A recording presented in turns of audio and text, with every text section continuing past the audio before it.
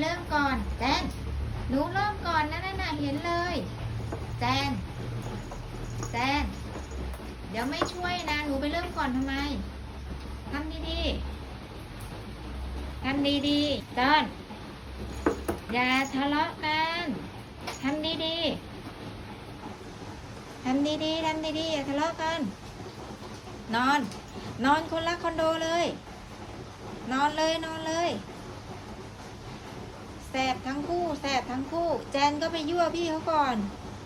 เห็นเลยว่าไปทำพี่เขาก่อนเนี่ยนะเห็นเลยต้นก็อย่าไปทำน้องลูกน้องตัวนิดเดียวหนูไปทำน้องได้ไงอ่ะนอนลงไปนอนคอนโดนู้นเลยอ้าวโยกแล้วคอนโดไปอยู่คนละคอนโดนอนลงเก่งมากครับอย่าทำน้องลูก